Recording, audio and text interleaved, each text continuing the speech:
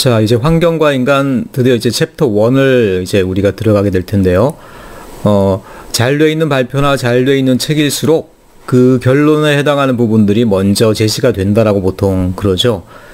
이 책도 마찬가지예요. 이 챕터 1은 이제 지속 가능성, sustainability라는 어떤 그 개념, 것들의 근원, 그런 것들이 지금 현재 이제 우리에게 의미하는 바가 뭔지 거기에 대해서 이제 해설을 하고 있는데, 여러분들이 이런 것들을 그저 우리가 아는 내용이 아니라 한번 이 책을 따라가면서 한번 그 개념을 한번 새롭게 발견하는 계기가 됐으면 좋겠어요.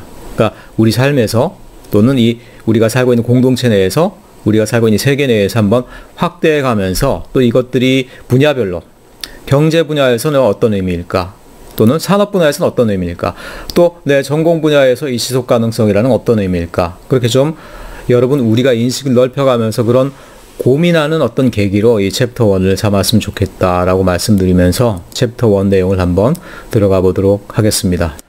챕터 1 1장의 제목은 이렇습니다. 그러니까 환경적인 문제, 그리고 그 원인들, 그리고 이제 지속 가능성, 이렇게 해석이 되는데요. 자, 제목을 읽어보니까 어떻습니까?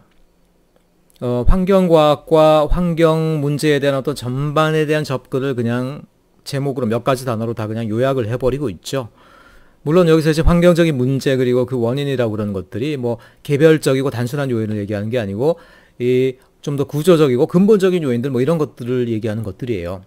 그리고 또 이 환경 문제를 해결할 수 있는 근본적인 어떤 가치관 내지 태도 내지 세계관으로서 이제 서스테이너빌리티라는 개념이 필요하다, 이런 차원에서 이제 거의 결론적인 얘기를 거의 챕터 1에서부터 먼저 한번 던져주고 있습니다. 제목을 한번 보도록 할까요? 자, 그 전에 가면은 항상 이제 이 책은 각 장의 인트로덕션에 해당하는 부분에 이렇게 몇 장의 사진이 나와요. 이 사진의 주제는 뭐일 것 같습니까? 엄마가 딸을, 아빠가 아들을 데리고 자연환경 가운데 가서 뭔가를 관찰하고 있죠. 그러니까 던지는 질문은 무엇이겠습니까? 이걸 통해서 우리에게 뭔가를 한번 질문하고 고민해 보라는 얘기를 하고 있어요. 자, 만약 우리가 나중에 여러분들 한 10년, 20년 지나면 이런 자녀들을 여러분들도 가지게 되겠죠.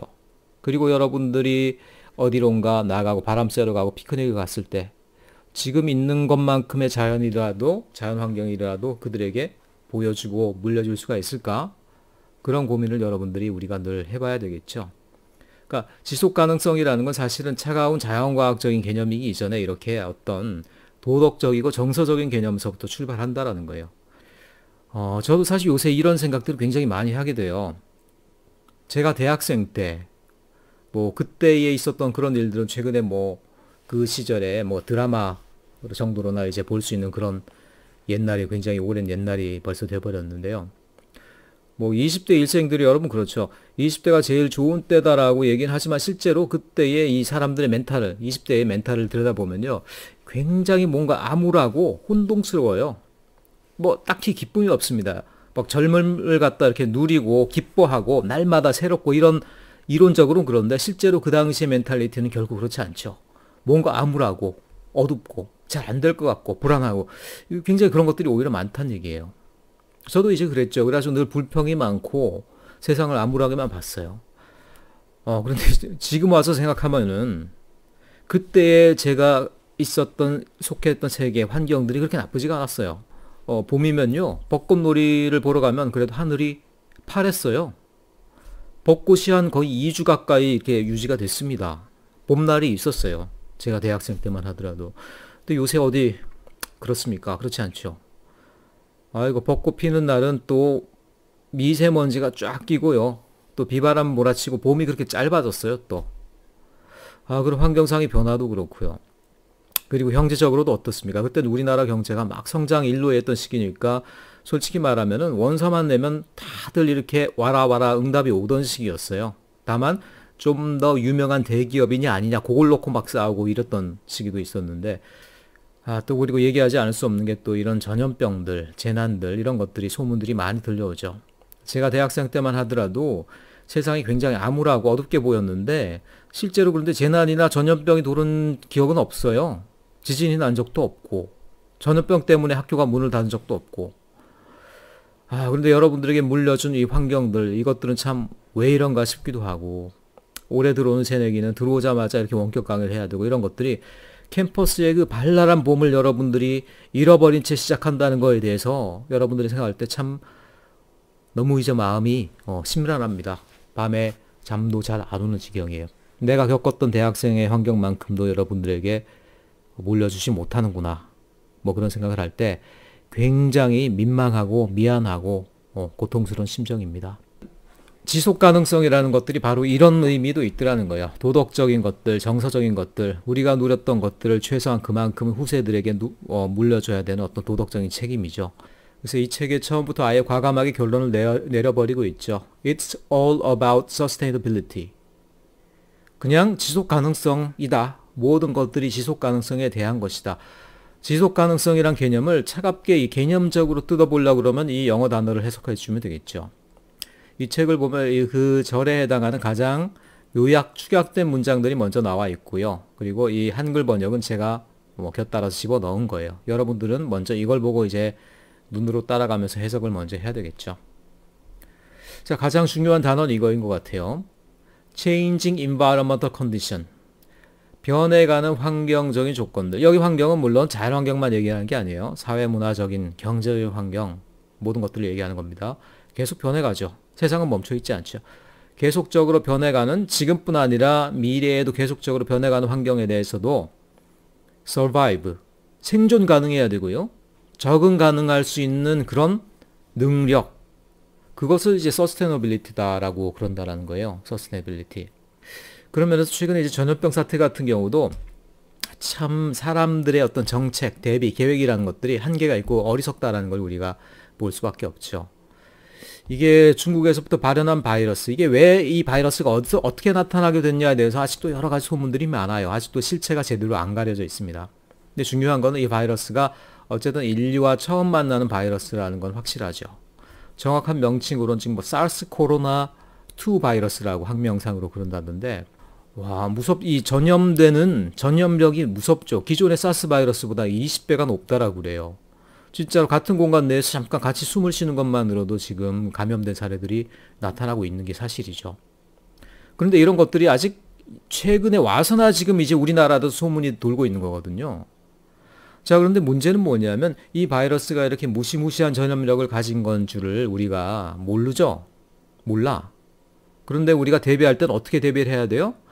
그렇게 무시무시한 바이러스라는 것을 가정하고 대비를 해야 되는 거예요. 그게 바로 지속 가능성입니다. 변화하는 모든 환경 가운데 가장 최악의 경우에 대해서도 우리가 대비할 수 있도록 모든 것들을 갖춰가는 능력, 그게 바로 지속 가능성이라는 거예요. 그런 면에서 이번에 전염병과 관련된 우리나라 대책들은 지속 가능성을 지향하지 못하고 너무 좀 처음부터 낙관적인 어떤 전제 때문에 지금 굉장히 지금 방역 상태가 여러 가지 무너지고 어려워지고 있는 상황이 아닌가 이런 생각이 든다는 것이죠. Sustainability란 단어가 인류의 머릿속에 들어온 것은 비교적 최근의 일입니다. 하지만 그 이전에 먼저 여기에 우리 인류의 어떤 모든 어떤 지혜를 주는 여러 가지 가르침들 있죠. 뭐 속담이라든가 우화, 옛날 이야기, 잠언, 고사성어 많이 있죠.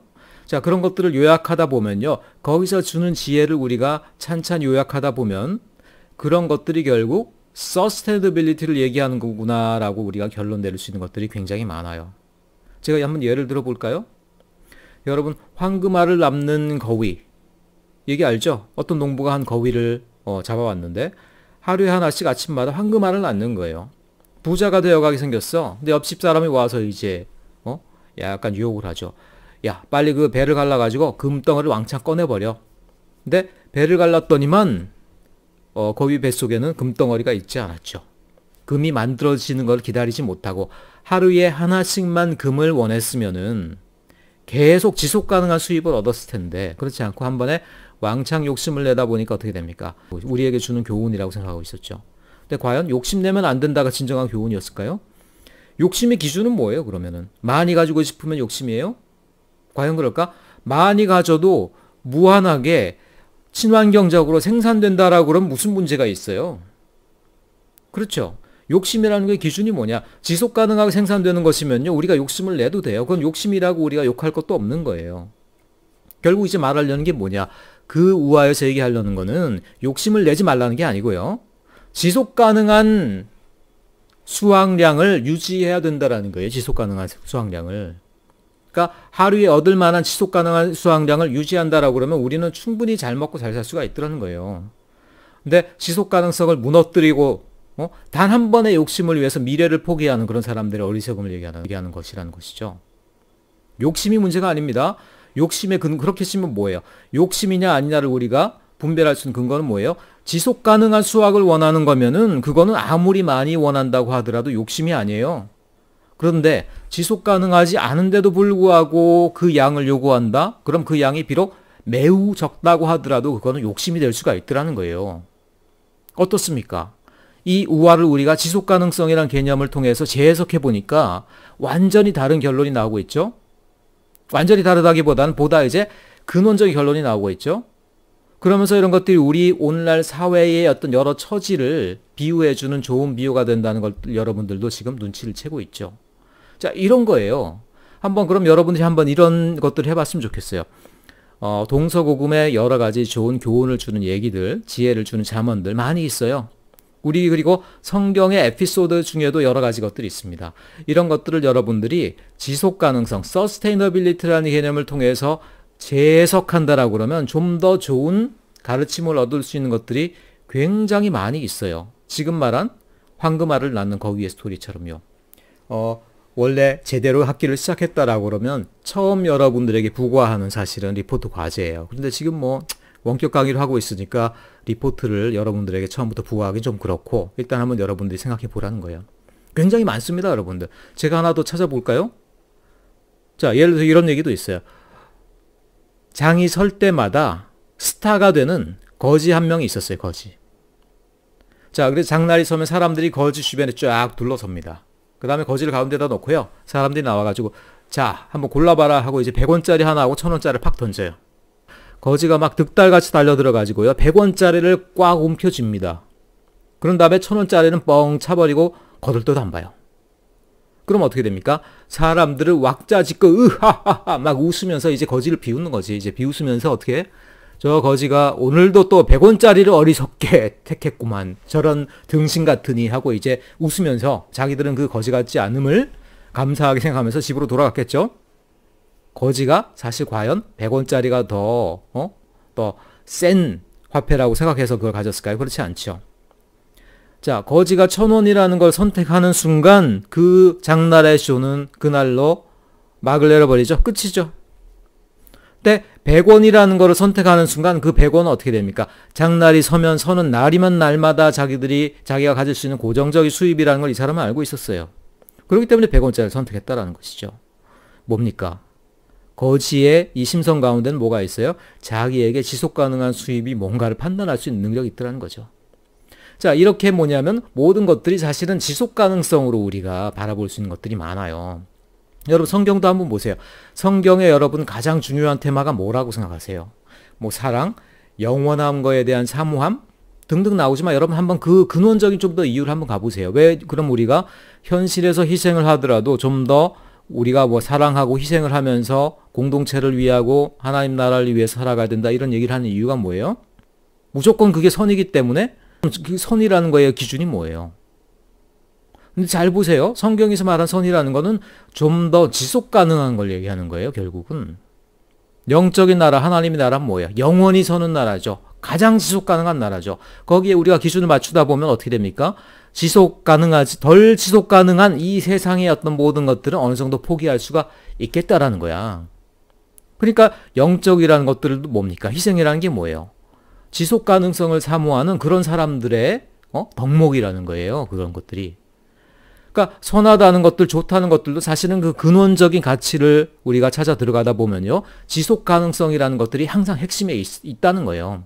그 지속 가능성이란 말을 우리가 어떻게 됩니까? 다른 표현으로 사랑이나 희생이라든가 영적이라든가 이런 다른 표현을 쓰고 있어서 그렇지. 실제로 여러분 구약 성경에 많은 또 이스라엘을 가르친 하나님의 어떤 여러 가르침을 한번 보세요. 율법들을 보세요. 대부분이 보다 지속 가능한 삶에 대한 요구입니다. 일주일에 한 번씩 쉬어서 모든 것들을 정비하게 하는 것들이 뭐예요? 지속 가능한 인생을 위한 것들이죠.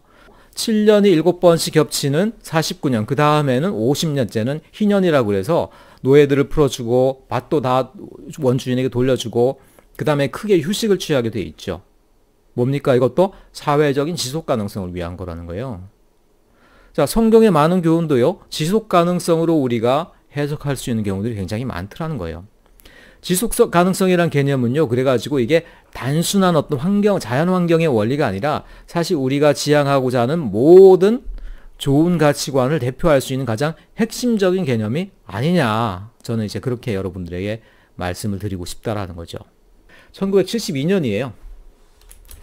1972년. 1972년에 로마 클럽이라는 데가 있습니다. 이제 여러분 춤추고 노는 뭐 클럽을 얘기하는 게 아니고요. 이제 지성인들의 일종의 어떤 사교 클럽, 또 그리고 미래를 고민하는 리더들의 어떤 뭐 여러 가지 이제 토론을 위한 어떤 그런 이제 클럽들이 되는 거죠. 여기서요, The Limit to Our Growth라는 책을 내놓습니다.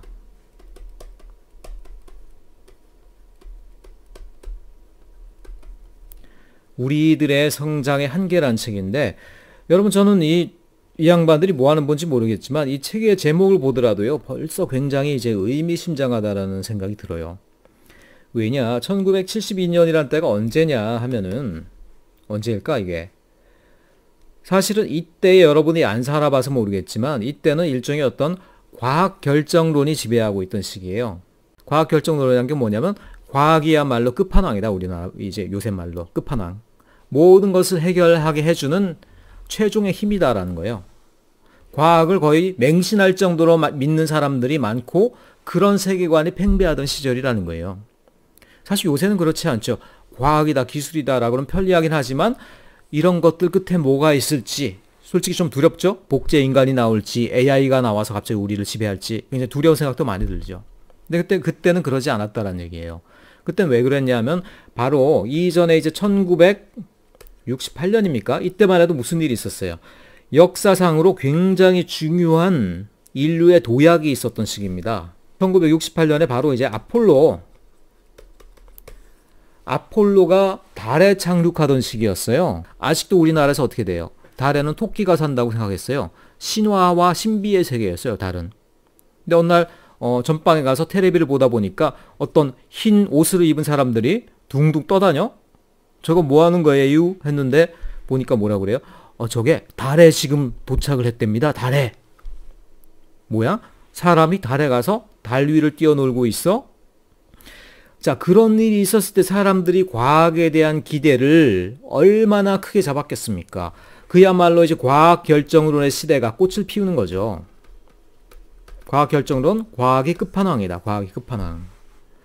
다른 인류의 모든 문제들이 있습니다. 사람들의 건강의 문제, 가난의 문제, 환경오염의 문제 많이 있겠지만 결국 과학이 저렇게까지 사람을 달나라까지 보내는데 저렇게까지 발달하다 보면 언젠가는 그런 것들은 다 싸그리 해결하지 않겠는가. 이런 낙관론을 펼칠 수가 있겠어요? 없겠어요? 있겠다라고 생각한 게 바로 과학 결정론이라는 거예요. 자, 그런데 그렇게 과학 결정론이 팽배하던 시대에 로마 클럽 이 사람들은 뭔데 자기들끼리 모여서 꿍냥꿍냥 한 다음에 이런 부정적인 제목의 책을 내놓냐는 거죠. 우리가 지금은 엄청 성장하지만 우리의 성장이 언젠가 한계를 맞을 것이요. 성장의 한계를 대비해서 우린 지금부터 과학의 분위기를 어떻게 이끌고 나가야 된다? 끝없는 확장, 팽창, 낙관으로 볼 게 아니라 어느 정도 비관적인 가능성을 곁들인 어떻게 됩니까? 지속 가능한 개발이라는 가치관으로 이끌어 나가야 된다. Sustainable Development가 필요하다. 라는 얘기를 벌써 그때 이 보고서에 넣었더라는 거예요. 엄청나지 않습니까, 여러분? 지금은 잘 감이 안 와닿죠. 이때 언제나 뭐냐면 그 당시 세계관과 다른 얘기를 하려고 그러면요 굉장히 힘들어요. 낙관이 팽배한 때에 부정적인 얘기를 하려고 그러면 굉장히 용기가 필요합니다. 근데 이 사람들은 어쨌든 그런 역할을 해놓고 오늘날 봤을 때 역시 그러면 뭐냐? 선구자다라고 얘기할 수 있는 그룹이 됐다라는 것이죠. 자, 그 다음에는 이제 유엔이 이 지속 가능성이라는 개념의 어떤 가치를 다시 또 물려받게 됩니다. 그래서 1980년에는 UNEP, UN 하면 이제 유나이티드 네이션이고요. 보통 E 하면 environment를 얘기해요. environmental이나. 아마 그래서 United Nations Environment Program 정도가 되겠죠. 자, 여기서 이제 또 보고서를 내면서 그 보고서에 또 어떤 표현이 들어가게 되느냐. Sustainable Living, Sustainable Society. 아, 이거 스펠링 이상하게 나와. 자, 우리의 어떤 삶의 사회에 해당하는 부분에도 이제 서스테이너블이라는 가치관이 들어와서 전 세계적인 어떤 지속 가능한 세계관을 이제 강조해야 되겠구나라는 어떤 인식이 이제 UN 프로그램에 들어오게 됩니다. 그러다가 이제 가장 큰 계기는 뭐냐면 역시 1987년에 WCED라고는 하던 이제 컨퍼런스가 있었어요. W, 월드, C, 컨퍼런스. 그 다음에 E면은 보통 environment고 D 하면 development라고 그랬죠. 그래서 World Conference on Environment and Development. 환경과 개발에 관한 뭐 국제회의 정도가 되겠죠. 자, 여기서는 그리고 입에 딱딱 붙는 굉장히 이제 입에 딱딱 붙는 운이 떨어지는 이런 이니셜을 하나 내놓습니다. 보고서를 통해서. 이른바 ESSD 원칙이라는 그런 큰 어떤 개발의 원칙을 내놔요. 이 뭐겠습니까? Environmental. 그런데 뒤에 뭐가 있으니까 부사형, 형용사형으로 끝내야 되겠죠. Environmentally. 그 다음에 뭐겠어요? S. 아직까지는 sustainable이 아닙니다. Sound. Sound and sustainable. Environmentally sound and sustainable development를 우리는 지향해야 된다. 환경적으로 sound, 소리가 아니에요. 건강하고. sustainable, 지속 가능한 개발. 우리가 인류가 뭘 하든 간에 일단 요거를 갖다 핵심적인 가치관으로 해야 된다라고 그러고 도장을 꽝 찍었죠. 이렇게 도장을. 그리고 나서 이제 뭐냐면 드디어 sustainability라는 단어가 인류사의 핫한 단어로 등장하기가 시작한다는 거예요. 자, 그 뒤에도 조금 더 설명해 볼까요? 예를 들어 1992년 정도에는 또 UNCED가 있었습니다. 뭐 대충 United Nations Conference on Environment and Development 정도 되겠죠. 여기에서는 또 뭐냐면은 지속 가능성을 갖다가 이렇게 너무 큰 어떤 이슈, 큰 에이전다로 할 게 아니라 좀 실천 가능한 의제로 좀 바꾸는 게 좋지 않겠니? 뭐 큰 개념으로 놔두면 다들 감동이 하겠지만 그거를 실행 가능한 사업으로 바뀌기에는 역부족이다. 그러니까 뭘 하느냐? 이 양반들이 이제 에이젠다 21이라는 걸 내놔요. 의제 21이죠. 이건 뭐냐면 각 지방, 각 지역, 로컬이죠. 자, 글로벌한 어떤 그런 개념으로만 강조할 게 아니고 각 지역마다 자기 어떤 지역 내에서 에이젠다 21을 정해서 각 지역에서 실행할 수 있는 지속 가능한 어떤 여러 정책이나 사업을 한번 추진해 보세요라고 제안을 하게 되는 거예요. 굉장히 이게 그 당시 유행을 했어요. 실제로 우리가 지금 우리 학교가 있는 포항 같은 경우도요. 그래서 저기 시내 형산강 쪽으로 나가다 보면 시민의 숲이라는 데가 있었어요. 그래서 들리는 소문으로는 그 시민의 숲이 당시 에이젠다 21의 어떤 취지의 하나로 지역마다 사업을 내놔야 되니까 포항시에서 실현했던 사업이라고 얘기를 하고 있습니다. 근데 지금 가보면요. 나무들 다 사라져 있고 잔디밭 정도인데 잔디밭도 제대로 관리가 안 돼요. 한마디로 지속 가능하지 못한 것이죠. 사람들이 어떤 UN이나 이런 어떤 거대한 단체에서 만드는 이런 협약이나 선언이라는 것들이 실제로 얼마나 이렇게 또 취약할 수 있는가를 보여주는 것들이 바로 또 이 1992년 에이젠다 21의 지금 결과물이 그런 것들을 또 보여주고 있다 이렇게 생각돼요. 그 다음에 2002년까지 한번 가볼까요? 2002년 하면 이제 월드컵일 텐데 월드컵과는 관계없이 그때 또 중요한 월드컵? 아니 월드컵 아니고 월드는 맞아요. 월드 WSSD라고가 있었어요. 그래서 이렇게 써놓으면 또 이거 생각해가지고 월드 뭐 사운드 앤 서스테이너블 이렇게 그거 아닙니다. 요거는 전혀 다른 얘기예요. 뭐더라? 까먹었다 야. 월드 서밋 SUMMIT 있죠. 서밋 세계 정상회의 월드 서밋 뭐에 대한 서스테이너블 디벨롭먼트에 대한 세계 정상회의. 아 대단하죠. 이제 아예 세계에서 제일 중요한 사람들이 서스테이너블 디벨롭먼트와의 주제를 못을 받고 만나버렸네 이 사람들이. 뭐 여기서 그냥 냈다는 것들이 그냥 정치적인 어떤 의제였을 뿐이고요. 그냥 좋은 어떤 서로 간에 좋은 톡을 나눴을 뿐 지금 와서는 이제 크게 어떤 영향력은 보통 없었다라고 얘기해요. 그것들이 어떤 결말을 맺었는지에 대해서는 지금 와서는 굉장히 회의적인 상태다 이렇게 얘기를 할 수 있겠어요.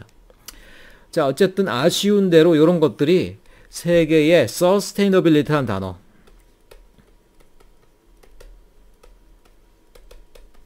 요 개념이, 요 가치관이 세계의 사회에 들어오게 되고 부각되게 된 계기, 그러면서 또 그것들의 한계를 드러내게 되는 어떤 그런 과정을 간단하게만 설명을 해 보았습니다.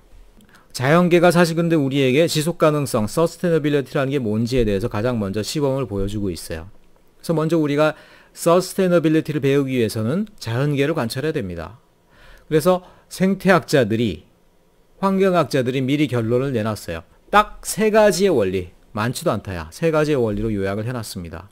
그래서 보면 첫째, 솔라 에너지를 쓰고 있다라는 거예요. 솔라 에너지. 태양광을 근원적인 에너지로 삼고 있다. 사람들은 뭘 에너지원으로 삼고 있어요? 자, 모든 동식물들은 하늘을 쳐다보고 하늘에서 내려오는 빛 에너지를 바로 받아 쓰고 있는데 우리 인간 같은 경우는 어떻게 돼요? 땅 속에 머물러 있고 파묻혀 있는 에너지를 파서 써내고 있죠. 뭡니까? 화석연료예요. 화석연료. 석탄, 석유, 천연가스를 우리는 쓰고 있죠. 자, 그런데 문제는 뭐냐면 태양광 같은 경우는요, 태양광으로부터 바로 중간에 전달 과정이 없이 바로 우리가 에너지를 받아 쓰는 것들이 태양광 에너지예요. 그런데 땅속에 묻혀있는 화석연료는 뭡니까? 지구가 순환 과정 가운데 지나치게 많은 탄소들이 쌓일 수 있으니까 그런 것들을 너네들은 좀 땅속에 들어가 있으렴 하고 파묻어 놓은 것들이 그런 것들이 이제 화석연료라는 거예요. 그래서 그런 것들을 우리가 인위적으로 꺼내 썼을 때 어떻게 됩니까? 지구가 하고 있는 지속적인 순환 과정을 우리가 개입해서 깨뜨릴 수 있는 결과가 된다는 것이죠. 그게 이제 문제라는 거예요. 그렇기 때문에 사람들 경우에도 마찬가지예요. 만약 우리가 그러면은 화석연료를 쓰지 않고 태양 에너지에 좀 더 가까운 것을 쓰게 된다라고 그러면 어떻게 될까? 당연히 그럼 어떻게 됩니까? 지구 순환 과정과 우리가 일치하는 어떤 사회 체계를 만들어갈 수 있고요. 궁극적으로 지구 온난화와 같은 여러 문제도 줄일 수 있는 그런 어떤 체계로 갈 수가 있다라는 깨달음을 얻을 수가 있겠죠.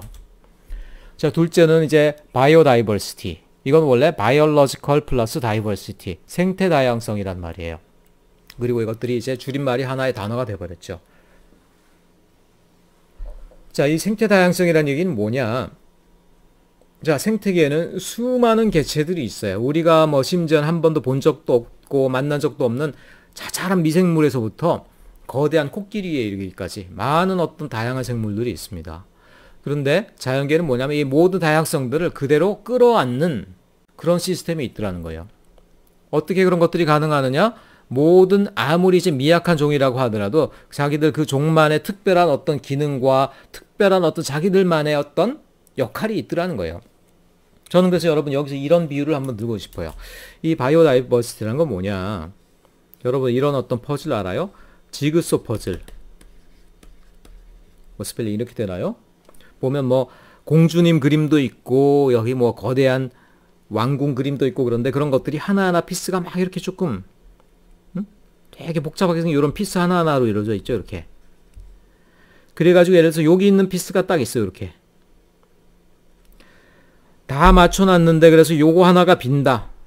그래서 다른 걸로 갖다 낄 수가 있습니까? 없습니까? 없죠. 왜냐? 모든 피스들이요. 다 고유해. 그 피스 중에는요. 예를 들어 크고 뭐 우람한 것도 있고 작고 되게 보잘것없는 것도 있을 수 있어요. 근데 문제는 뭐냐면 자연계라는 전체 그림을 만들기 위해서는 그 모든 피스들이 다 필요하더라는 거예요. 굉장히 작고 미약하고 쓸모없었던 것 같은 피스가 있었는데 그런데 그거를 다 맞추고 나니까 그게 비어있어. 그림이 완성이 안 되더라는 거예요. 뭡니까? 이런 것들이 생태계의 일종의 어떤 자 나중에 또 우리가 배우겠지만 니치 구조라는 겁니다. 니치 하면 이건 뭐냐면 우리나라 말로 뭐 틈새라고 보통 많이 번역되는데요. 자연계에 있는 어떤 종이라고 하더라도 자기만이 채울 수 있는 생태계의 고유한 틈새가 있더란 얘기예요. 그래서 그 틈새는 내가 들어가야만 채워질 수 있는 나만이 채울 수 있는 지그소 퍼즐의 한 조각이 있더란 얘기죠. 이게 자연계의 구조라는 거예요. 아무리 우리가 볼 때 괴상한 저런 생물들은 대체 왜 살고 있을까? 왜 존재하고 있을까? 이상한 것들 있죠. 이유가 있더라는 거예요. 그게 바로 니치입니다. 우리가 알 수는 없어요. 하지만 자연계는 모두 종마다 개별적으로 고유한 자기들만의 어떤 존재 가치가 있어요. 사람들의 사회는 그렇지 않고요. 뭐랄까? 세고 힘있고 기능적으로 다양한 놈들, 그런 것들 위주로 사회가 재편되어가는 그런 가운데 역할이 없고 자기들만의 니치를 이뤄가는 어떤 그런 개체들이 많은 그런 것들이 사람들이 만들어가는 사회죠. 바로 바이오다이버시티를 인정하지 못하는 사회다. 우리가 이렇게 얘기할 수 있겠죠. 케미컬 사이클링입니다. 근데 자연계 소화물질은 일종의 어떤 영양분을 얘기해요. 영양분. 좋은 자원이죠. 자원. 그러니까 자연계에서는 자원을 끊임없이 사이클링합니다. 돌리고 돌려요. 순환시켜요. 돌리고 돌리고 어느 한 곳에 고이게 하는 법이 없습니다. 어느 한 단계에서 갑자기 멈춰버리는 법이 없어요. 에너지나 자원이 어느 순간에 어떤 한 단계에서 멈춰버리면 어떻게 됩니까? 그렇죠. 그 에너지가 계속 고이게 되고 순환되지 않는다라고 그러면은 나머지 곳에서는 굶주리게 되고요. 한쪽에서는 썩어나게 되는 것이죠. 그래서 자연계는 뭐냐면 이 케미컬 영양분과 자원을 끊임없이 순환하는 시스템을 가지고 있더라. 이런 얘기들을 하고 있어요. 자, 요 세 가지, 솔라 에너지, 그 다음에 바이오다이버시티, 그 다음에 케미컬 사이클링, 요 세 가지를 자연계에서는 유지하고 계속적으로 이제 발전시켜 감으로써 자연계가 그동안 지속 가능해 올 수 있었다. 서스테이너블한 소사이어티는 이제 뭐냐, 지속 가능한 사회라는 게 뭐냐라는 것을 물어보고 있어요. 그러면서 이제 우리 사회에서 그러면 과연 우리 인간의 사회, 자연계는 저런 식으로 지속 가능한데 그럼 우리 인간의 사회는 어떻게 하면 지속 가능할 수 있느냐라는 부분에 대해서 질문하고 있어요. 한번 그러기 위해서 우리 인간의 지속 가능성을 설명하기 위해서 몇 가지 이제 개념들이 필요합니다. 그래서 우리 사회를 그럼 지속 가능성 차원에서 이해를 하기 위해서는 여러분들이 먼저 내추럴 캐피털이라는 단어를 조금 이해를 해야 됩니다. 내추럴 캐피털. 자, 이 내추럴 캐피탈이란 말은 뭐냐면요. 사실 앞에 내추럴이란 말을 한번 여러분들이 떼고 보세요. 캐피탈이라든가 리소스라든가 서비스, 딱 어떤 분야에 나오는 내용이에요? 캐피탈 하면 자본, 리소스 하면 자원, 재화, 서비스, 딱 경제학에서 나온 내용이죠. 자본이란 건 뭐예요? 재화와 서비스를 갖다가 합하면 그것들이 자본이 되고 이런 얘기 여러분 들었죠? 자연계에 있는 모든 좋은 것들, 자본도 우리가 경제적인 개념으로 한번 설명을 해보자라는 차원에서 이런 용어가 붙여진 거예요.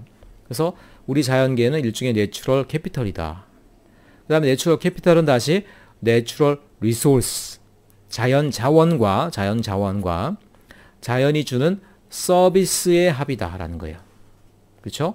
자연 자본은 자연 자원과 자연 서비스의 합이다. 그래서 이런 그림들이 가능한 거예요. 자연계의 한 섹션이에요. 단면이에요. 그런데 보면은 자, 공기, 물, 파란 것들 뭡니까? 공기, 물 또는 여러 가지 뭐 토양. 자연이 우리에게 주는 자연 자원이에요. 자원. 그럼 자연 환경이 우리에게 주는 것들이 자원만, 리소스만 있느냐? 그렇지 않죠. 서비스가 있어요. 어떤 서비스가 있습니까?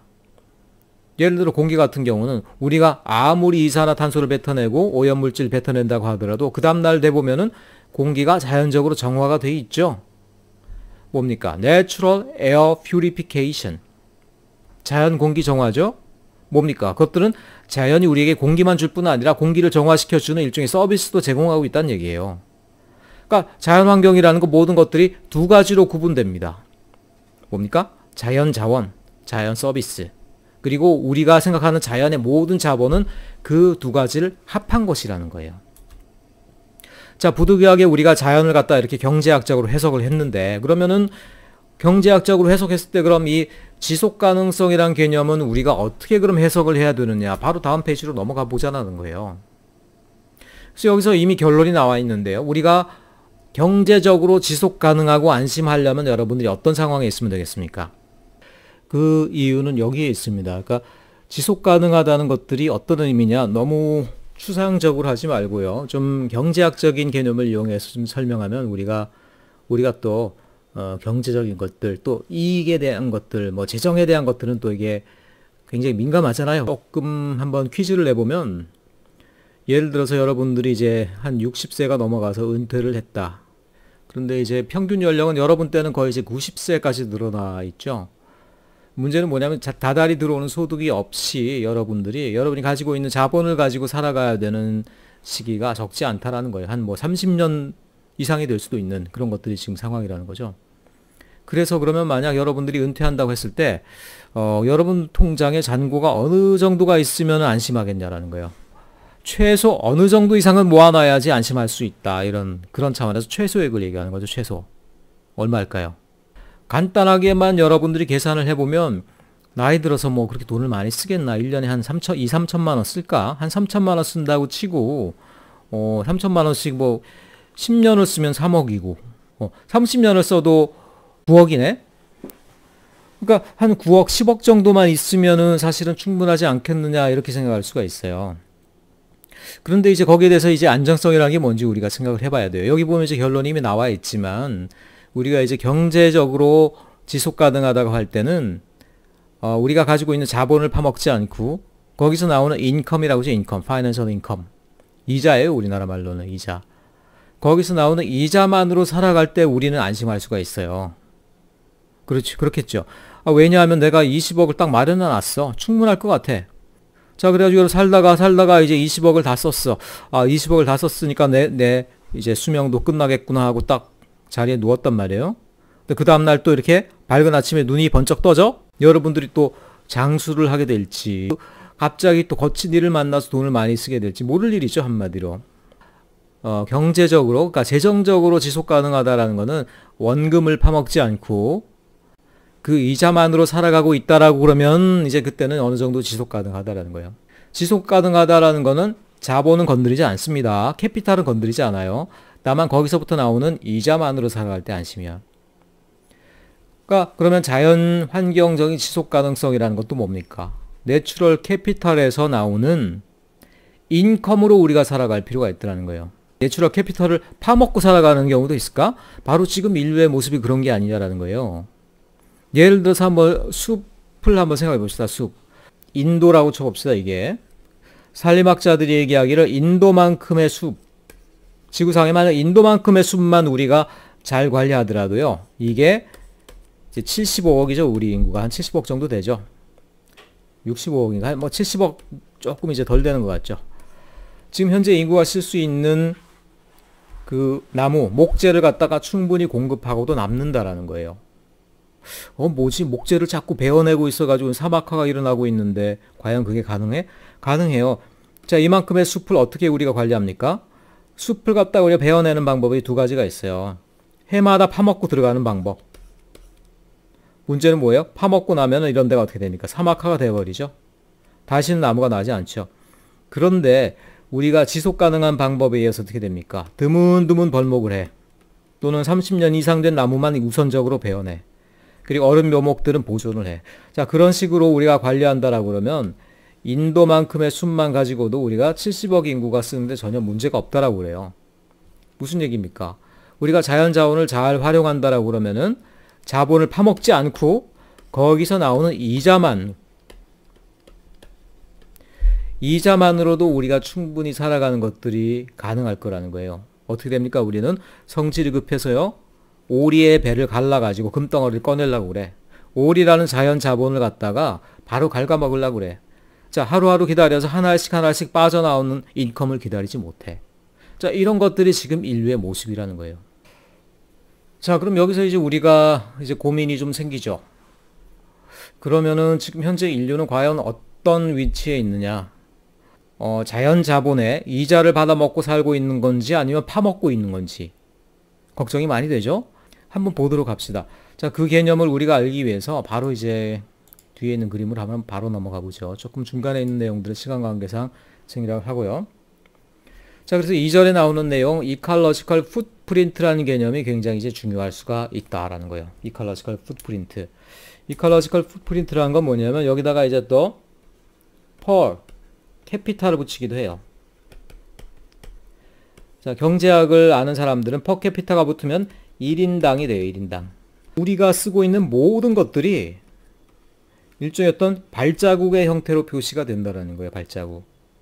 뭐냐? 예를 들어서 우리가 먹으려면 어떻게 됩니까? 식량이 필요하죠. 그 식량을 재배할 만한 논과 밭의 면적이 필요하죠. 예를 들어서 우리가 쓰레기를 버려. 그럼 그 쓰레기가 공중에서 뭐 중화돼서 사라지는 거 아니죠. 땅 속에 묻혀야 되죠. 그러면은 쓰레기를 매립하는 면적이 또 필요하죠. 자, 우리가 물을 마셔야 돼. 그러면은 물을 공급하는 그 수원의 면적이 또 역시 땅의 면적 비슷하게 필요하죠. 말하자면 우리가 생활하는 모든 것들은 일종의 우리가 지구상에 남기는 일종의 발바닥의 면적과 같다라는 거예요. 그러니까 내가 살아가는데 평생 나 개인에게 필요한 만큼의 땅의 면적들이 다 있더라는 거예요.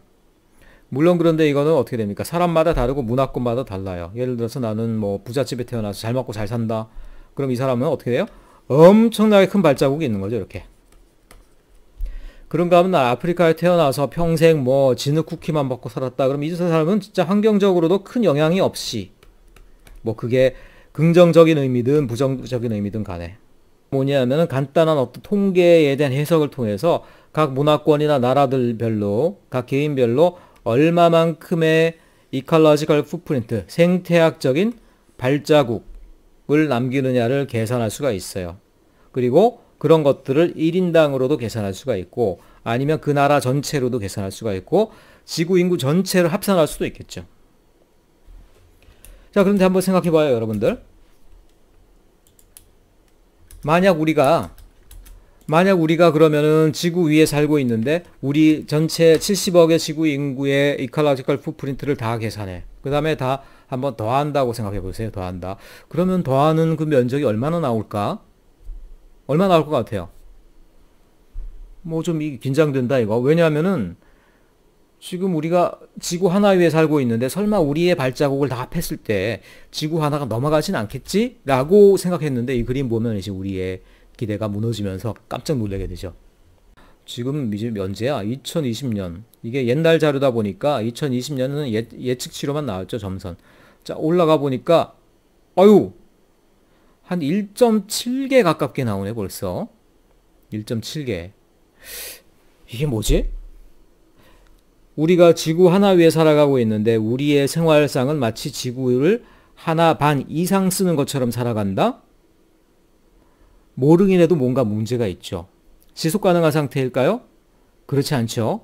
아마도 우리는 이자를 못 기다리고, 그러니까 하루마다 나오는 황금알을 기다리지 못하고 지금 오리의 배를 이미 가르고 있는 단계라는 추측이 가능해요, 안 해요? 가능할 수 있죠. 우리가 벌써 자연 자본을 파먹고 있는 단계가 될 수 있다라는 그런 어떤 추측이 가능하다라는 거예요.